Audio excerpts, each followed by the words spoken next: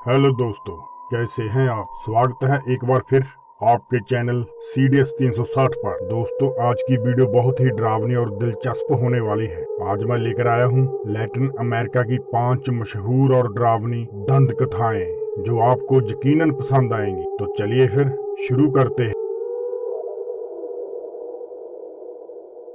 Caribbean country Dominican Republic में शुरू हुई ये दंत कथा आज पूरे लैटिन अमेरिका में अलग अलग नामों से सुनाई जाती है, पर ला सिगुआपा इसका सबसे प्रसिद्ध नाम है। सिगुआपा ऐसे जीव हैं जो अक्सर फीमेल फॉर्म में दिखाई देते हैं। कहा जाता है कि उनकी चमड़ी का रंग भूरा या नीला होता है, साथ ही पीछे को मुड़े हुए उल्टे पैर और शरीर को ढके हुए लंबे बाल उन्हें अलग पहचान दिलाते हैं। लोकल्स बताते हैं सिगुआपा डोमिनिकन की पहाड़ियों और घने जंगलों में रहते हैं, जहां वह रात में गुजर रहे अपने शिकार को दबोचने का इंतजार करती हैं।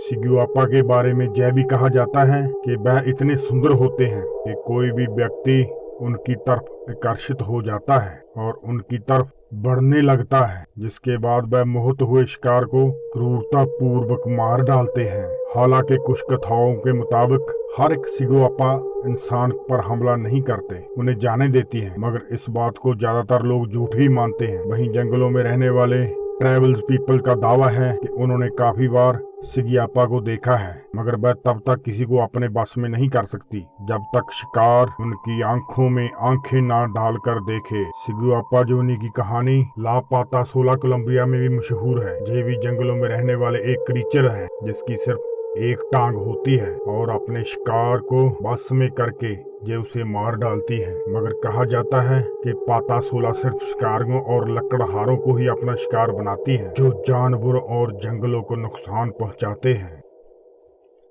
इक्वाडोर में शुरू हुई ला टुंडा की कहानी लगभग 600 साल पुरानी है। आज ये कोलंबिया और पेरू में भी काफी जानी मानी कहानी बन चुकी है। ला टुंडा की कहानी को ला सिगुआपा और ला पोता सोला का मिश्रण बताया जाता है, जो एक औरत के रूप में दिखाई देती है और इसकी एक टांग लकड़ी की बनी होती है। हालांकि ये अपने शिकार के किसी प्रियजन का या रिलेटिव का रूप धारण करके उसके सामने आ सकती है, मगर ये अपनी लकड़ी की टांग नहीं बदल सकती, जिस वजह से इसे पहचानना आसान हो जाता है। कहानियों के मुताबिक ला टुंडा घने जंगलों में और अपने इलाके में शिकार के घुसने का इंतजार करती है। अपने शिकार को चुनने के बाद उसके प्रियजन का रूप धारण कर उसे जंगलों में और गहरे तक ले जाती है। जब शिकार खुद को जंगल में खोया हुआ पाता है तो ला टुंडा उसका आसानी से काम तमाम कर देती है। कुछ कथाओं के मुताबिक ला टुंडा एक वैम्पायर की तरह अपने शिकार का खून चूस लेती है, तो वहीं कई कहानियों में कहा गया है कि वह किसी जंगली जानवर या 50 की तरह उन्हें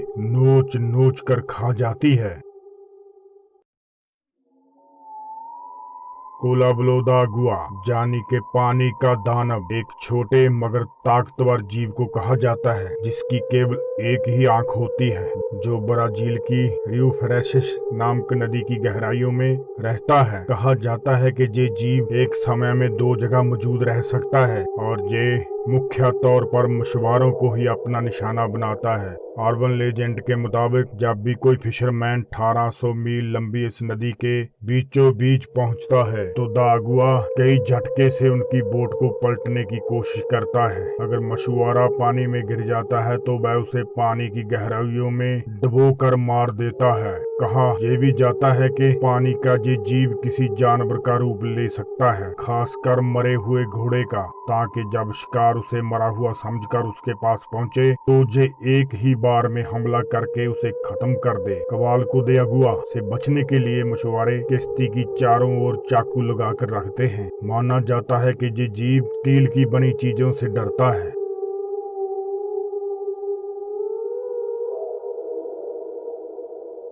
अगर आपने कुछ समय पहले भारी भरकम खाना खाया है और सोने की तैयारी कर रहे हैं तो सावधान हो जाइए, कहीं पेशीदरा आपको देख न रही हो। ब्राजील के कई इलाकों में माना जाता है कि पेशीदेरा नाम की चुड़ैल रात को अपने शिकार को उनकी छत से खाना खाते हुए देखती है। जब भारी बर्किंग डिनर करने के बाद शिकार सोने जाता है तो वे उसकी छाती पर बैठ जाती है, जिससे व्यक्ति को सांस लेने में तकलीफ होती है। पेशीदारा फिर लंबे नाखूनों को विक्टिम के पेट में हल्का सा चबो देती है ताकि उसकी नींद खुल जाए। नींद खुलने पर व्यक्ति हिलने और सांस लेने की जद्दोजहद में रोने लगता है, जिसे देखकर पेशीदेरा को मजा आता है और वह और भी ज्यादा हावी हो जाती है। अब शिकार के साथ सिर्फ दो ही चीजें हो सकती हैं, जहाँ तो वह दर्दनाक मौत झेलेगा, जहाँ पेशेदारा उसे भविष्य में इस्तेमाल करने के लिए छोड़ देगी। इस चुड़ैल से बचने के लिए लोग हमेशा बताते हैं कि रात में कभी भी ज्यादा खाना नहीं खाना चाहिए।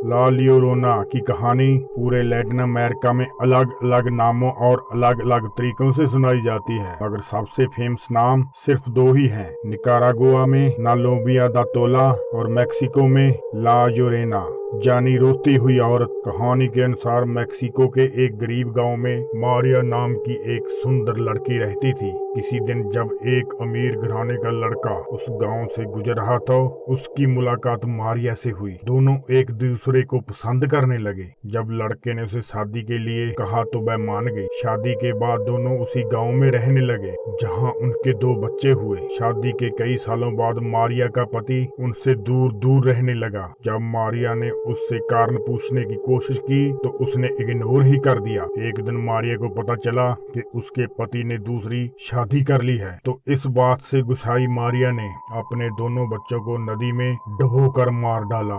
जब उसे अपनी गलती का एहसास हुआ तब तक बहुत देर हो चुकी थी। उसके दोनों बच्चे नदी के बहाव में बह चुके थे। अगली सुबह मारिया की लाश भी नदी के किनारे पड़ी मिली और कहा जाता है कि तब से उसका भूत अपने बच्चों की तलाश में आज भी रोता हुआ भटक रहा है। माना जाता है कि ला योरोना के रोने की आवाज सुनने वाले लोगों की मौत होना या उनके साथ बुरी घटनाएं घटना तय है। अगर किसी को रोने की आवाज नजदीक सुनाई दे तो इसका मतलब वह दूर है। अगर दूर से सुनाई दे तो समझ लीजिए ला योरोना आस पास ही मौजूद है। लोग बताते हैं ला योरोना अक्सर देर शाम या आधी रात को भटकती हुई दिखाई देती है, पर मुख्य तौर पर वह छोटे बच्चों को ही अपना निशाना बनाती है। दोस्तों, ये वीडियो लैटिन अमेरिका की 5 मशहूर दंत कथाओं में थी। ऐसी और डरावनी और मिस्टीरियस वीडियो देखने के लिए आप अपने चैनल CDS 360 को सब्सक्राइब करें और बेल आइकॉन को प्रेस करें, ताकि ऐसी अनसुनी, अनदेखी और विचित्र वीडियो सबसे पहले आपके पास हो। Good bye.